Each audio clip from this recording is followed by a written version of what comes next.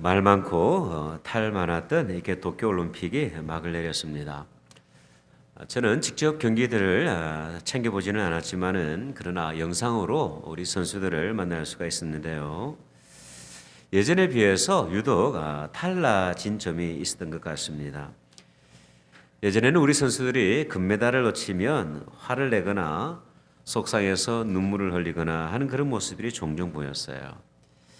근데 이번에는 그 메달의 색깔에 상관없이 무척 기뻐하고 있는 모습을 볼 수 있었습니다. 이러한 모습들은 그 보면서 국민들도 아낌없이 우리 선수들을 축복해 주었는데요. 1등만을 추구하는 그런 시대적인 분위기 속에서 긍정적인 그런 변화의 모습이 우리 가운데 나타나고 있는 것 같아서 얼마나 기쁜지 몰라요. 여러분, 세계적인 지휘자 레오나르드 번스타인이라는 분이 계시는데 하루는 연주를 마친 후에 관객들과 편안하게 대화를 나눌 기회가 있었습니다. 근데 그 가운데 한 사람이 이런 질문을 했어요. 선생님, 수많은 오케스트라 악기 중에 가장 다루기 힘든 악기가 무엇입니까? 그러자 이분이 이런 대답을 했어요. 네, 제2 바이올린입니다. 제1 바이올린을 연주하는 사람은 얼마든지 구할 수가 있습니다. 그러나 제1 바이올린을 연주하는 그 연주자와 동일한 열정을 가지고 제2 바이올린을 연주하는 사람은 참으로 구하기가 어렵습니다. 만약 아무도 이 연주자가 되기를 원치 않는다고 한다면 이 오케스트라 음악이란 영원히 불가능할 것입니다. 라고 대답했던 적이 있어요. 여러분, 우리가 복음서를 보면 주님을 높여드리고 자신은 철저히 2인자의 인생으로 살았던 귀한 이렇게 믿음의 선배가 있습니다. 그의 이름은 바로 침례 요한입니다. 사복음서는요, 이분의 사역을 소개를 하면서 주님의 그림자가 되어서 오직 그리스도를 높이고 자신을 철저히 낮추었던 그 요한의 삶을 공통적으로 기록을 하고 있습니다. 주님께서도 이 침례 요한의 삶을 이렇게 평가하셨어요. 누가복음 7장 28절을 보면 내가 너에게 말하노니 여자가 낳은 자 중에 요한보다 큰 자가 없도다. 여러분, 모든 인생은 어머니를 통해서 이 땅에 태어나지 않습니까? 즉 주님의 말씀에 따르면 이 땅을 다녀간 많은 인생들 가운데 이 침례 요한보다 더 위대한 믿음의 사람은 없었다. 그렇게 칭찬하셨던 것이죠.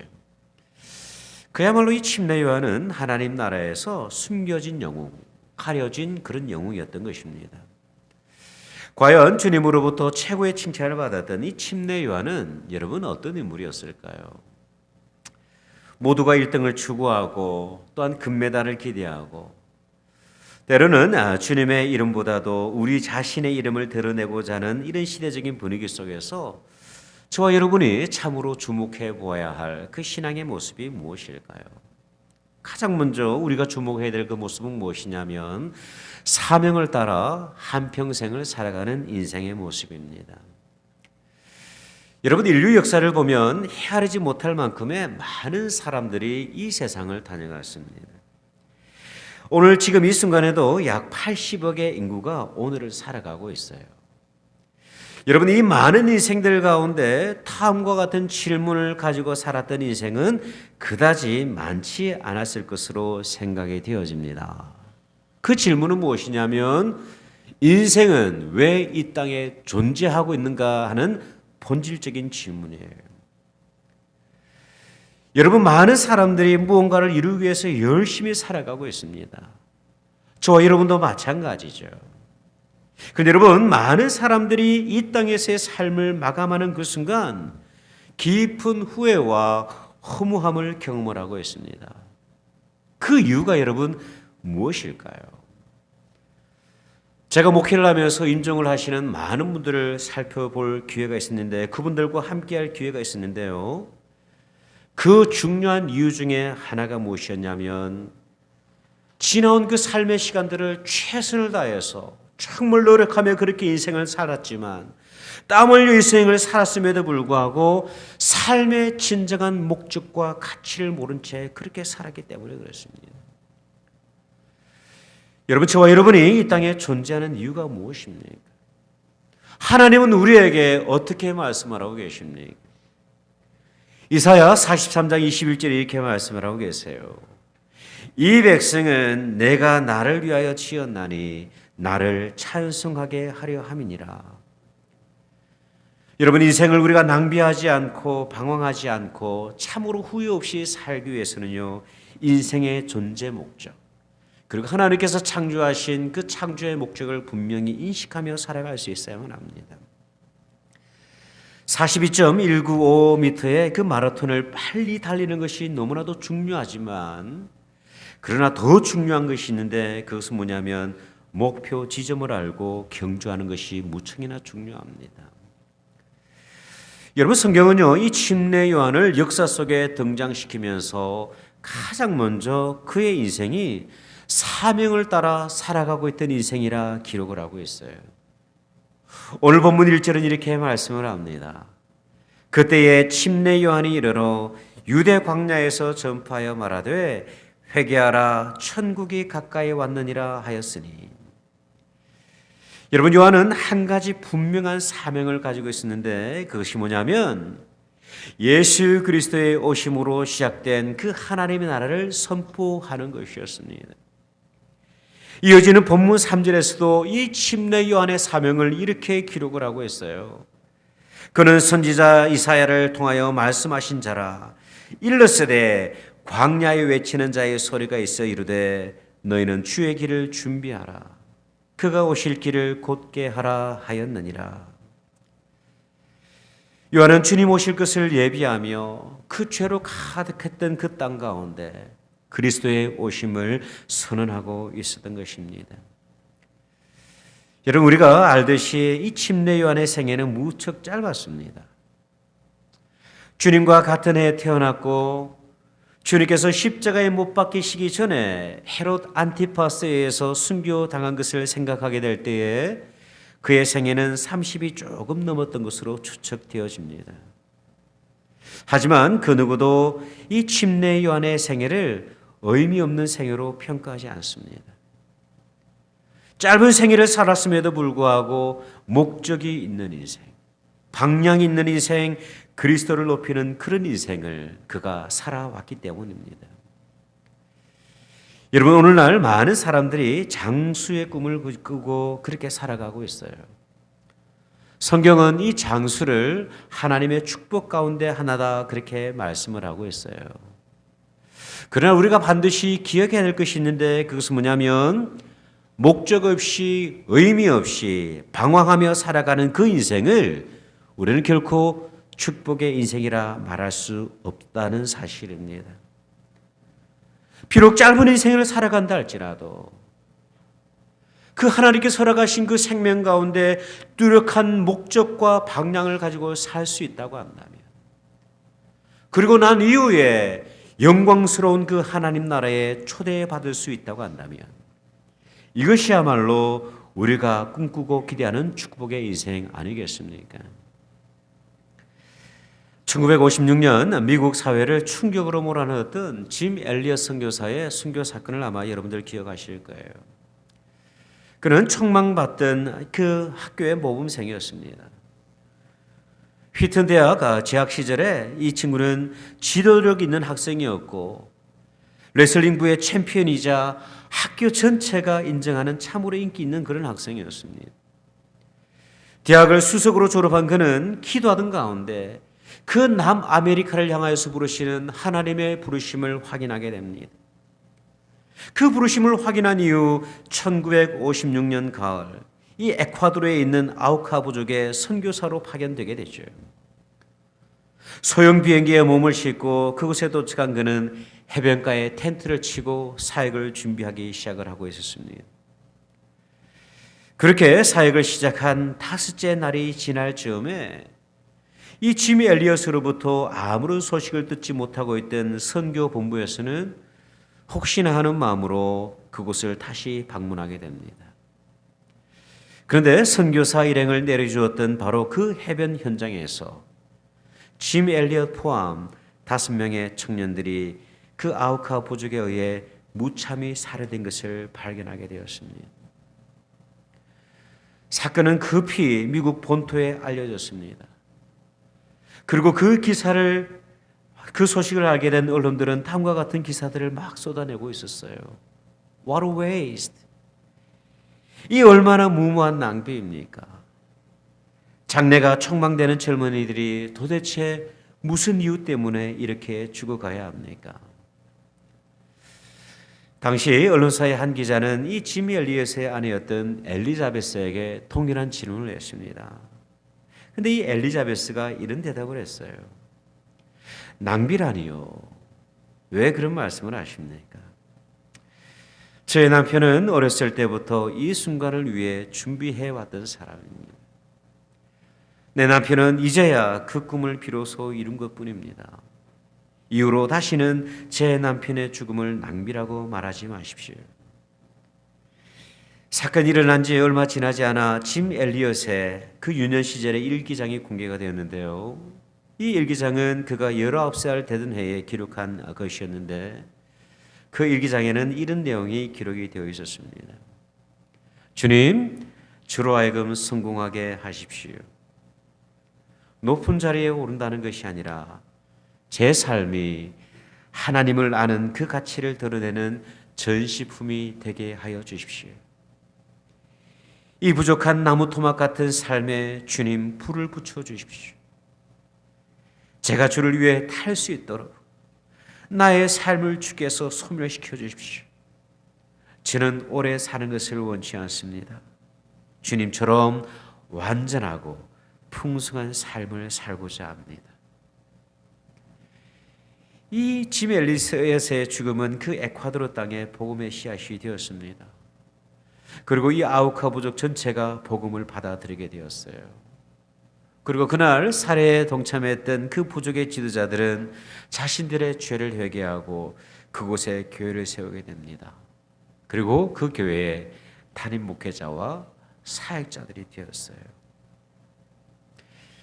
여러분, 참으로 짧은 인생 아닙니까? 하지만 그 누구도 그의 삶을 낭비라 이야기할 수 없습니다. 저와 여러분의 생애가 이 땅이 전부라고 한다면 이토록 허무한 죽음, 그 낭비는 없을 거예요. 그러나 우리는 저와 여러분이 고백하는 것처럼 영원한 그 하나님의 나라를 바라보고 기대하며 살아가는 백성 아닙니까? 생애의 마지막을 준비하고 있던 사도 바울이 이런 고백을 합니다. 디모데후서 4장 7절의 말씀이에요. 나는 선한 싸움을 싸우고 나의 달려갈 길을 마치고 믿음을 지켰으니 이제후로는 나를 위하여 의의 면류관이 예비되었으므로 주 곧 의로우신 재판장이 그날에 내게 주실 것이며 내게만 아니라 주의 나타나심을 사모하는 모든 자에게도니라. 우리 모두가 주님 앞에 서는 그 순간까지 붙들고 감당해야 될 그 사명을 여러분 꼭 발견하시기를 바랍니다. 은퇴 이후에 하루하루를 의미 없이 시간을 보내고 있는 것이 아니라, 낭비하고 있는 것이 아니라 주님 앞에 서는 그 순간까지 내 인생을 활활 태울 수 있는 의미 있는 목적 있는 그런 인생을 준비하셨으면 참 좋겠습니다. 여러분, 그 구체적인 모습이 무엇인지 제가 일일이 알려드릴 수는 없지만 하나님을 사랑하고 이웃을 내 몸과 같이 사랑하신 그 주님의 말씀에 근거하여서 내가 할 수 있는, 내가 감당할 수 있는 그 사명을 꼭 발견할 수 있으면 너무나도 좋겠습니다. 이웃을 섬기는 일에 사명을 다하는 인생, 주님의 몸된 교회를 위해서 사명을 다하는 인생, 가족의 구원과 이 땅의 회복을 위해서 목숨을 금여 살아가는 그런 인생, 이러한 일들을 위해서 우리의 남은 인생을 불태울 수 있다고 한다면 저와 여러분도 하나님 앞에서 숨겨진 영웅으로 인정받게 될 것입니다. 두 번째, 우리가 주목해야 될 인생의 모습은 무엇이냐면 단순한 삶을 사는 인생입니다. 여러분, 우리가 오늘 본문을 쭉 읽어 내려가다 보면 참으로 이해하기 어려운 장면을 하나가 만나게 됩니다. 그것은 바로 이 침례 요한의 삶의 모습을 기록하고 있는 장면이에요. 이 침례 요한의 삶의 방식입니다. 여러분 4절을 한번 보십시오. 성경은요, 이 침례 요한의 사명을 쭉 기록을 하다가 갑자기 4절에서 이런 기록을 남기고 있습니다. 이 요한은 낙타털 옷을 입고 허리에 가죽띠를 띠고 음식은 메뚜기와 석청이었더라. 여러분, 왜 성경은 이 요한이 먹고 있던 음식과 요한이 입었던 그 옷에 대해서 기록을 하고 있을까요? 궁금하지 않으십니까? 왜 불필요해 보이는 이 기록을 갑자기 그 사명을 소개를 하다가 바로 이어지는 그 본문 가운데 이 4절의 기록을 남기고 있을까요? 그 이유는 너무나도 분명해요. 저와 여러분이 사명을 감당하는 것이 너무나도 거룩하지만, 그러나 그 사명을 이루어가는 과정 또한 반드시 거룩하고 단순해야 한다는 사실입니다. 얼마 전에 뉴스 기사를 통해서 미국의 유명한 설교자들의 목회자들의 소비 생활에 관한 그 기록이, 그 이야기가 기사화가 된 적이 있었습니다. 어느 유명한 젊은 목사님이 신고 있던 그 운동화의 가격을 알고 보니까 6,000불이 넘는 명품 중의 명품이었습니다. 어떤 분은 벨트를 차고 있는데 그 벨트의 가격조차 3,000불이 넘는 명품 중의 명품이었습니다. 여러분, 우리가 복음에 대해서 설교를 하지만 삶의 모습은 주님과 너무 다른 우리들의 모습인 거예요. 주님께서는 하나님의 나라를 말씀하셨습니다. 그 하나님 나라를 살아가는 그 방식에 대해서 우리에게 말씀해 주셨어요. 우리는 그 하나님의 말씀을 삼한다고 따르겠다고 그렇게 고백할 때도 있습니다. 그래 보니 우리 삶의 모습이 실제로 그러합니까? 어떻습니까? 우리의 모습은 어떻습니까? 침례 요한은요, 참으로 특별한 가문의 사람이었어요.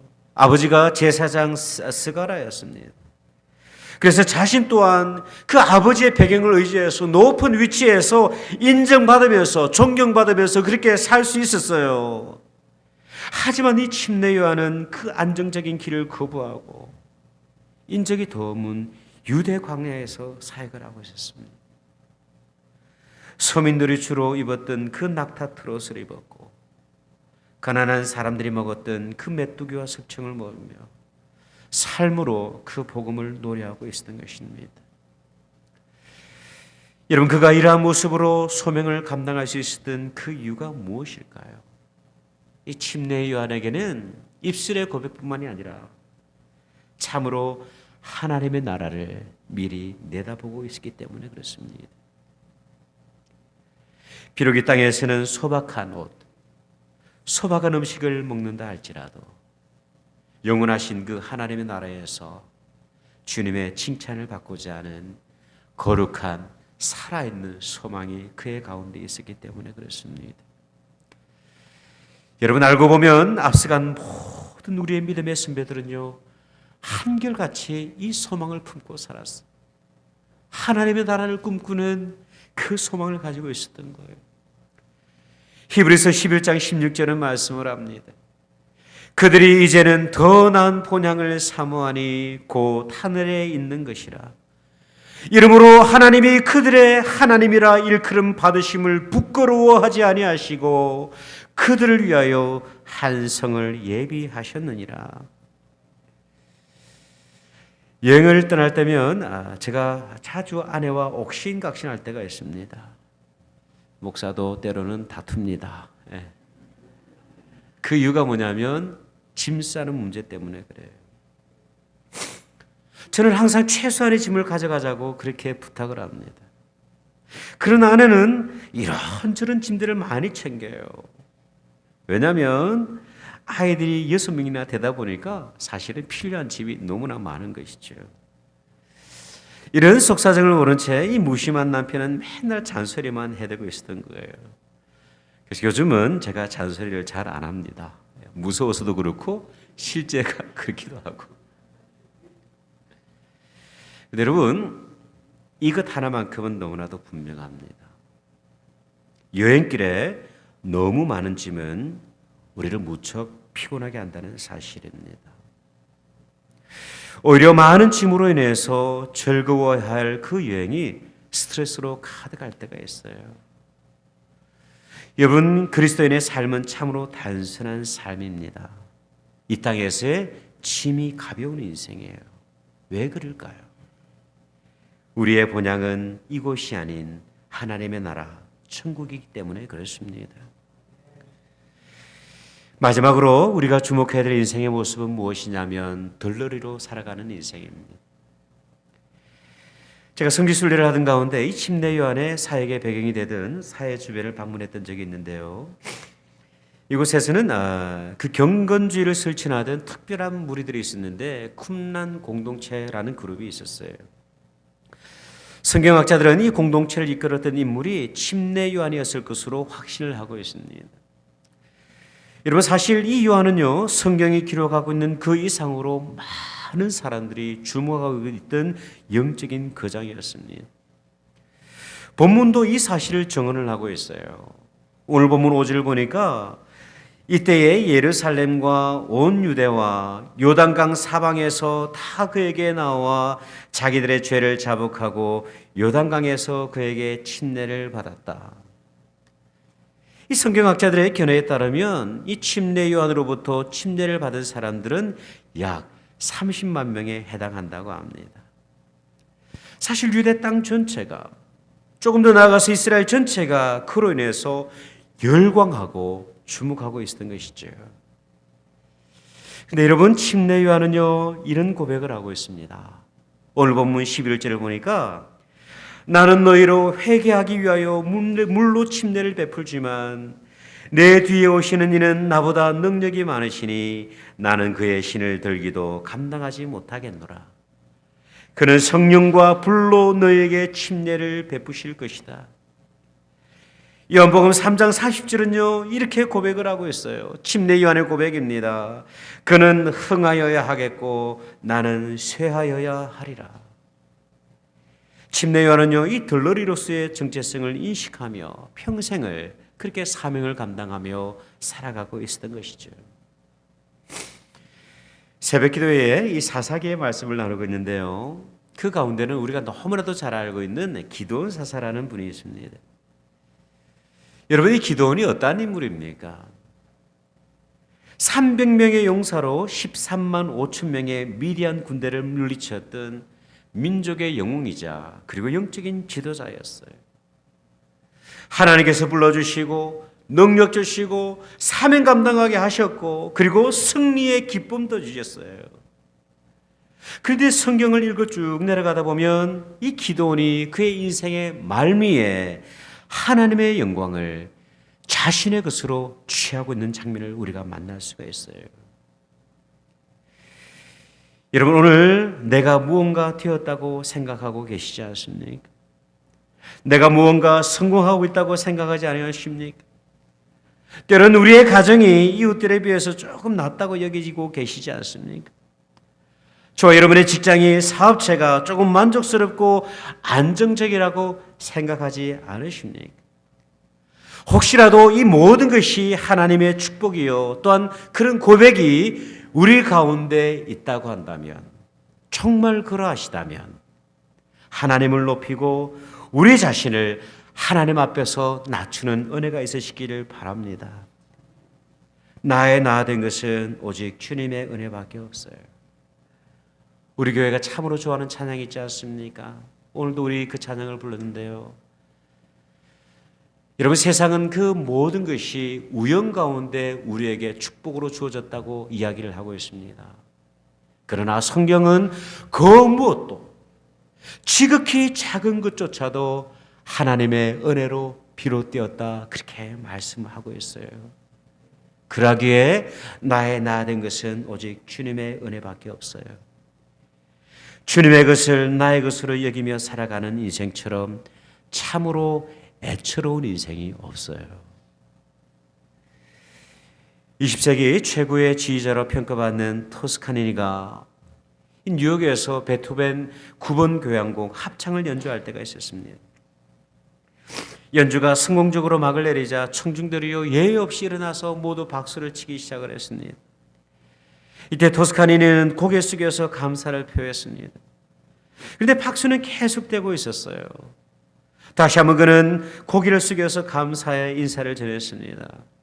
그럼에도 불구하고 박수가 그치지 않자 뒤를 돌아서서 오케스트라 단원을 일으켜 세워서 그들의 수고에 감사했어요. 청중들의 박수는 계속 이어졌고 이번에는 합창 단원들을 세워서 그들의 수고를 감사하게 했습니다. 이제는 박수가 줄어들어야 될 시간이었어요.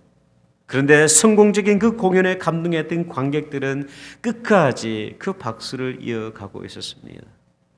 바로 이때 그 누구도 예상치 못했던 일이 벌어졌어요. 청중을 바라보던 이 토스카니는 자신을 가리키면서 이렇게 외쳤습니다. I am nothing.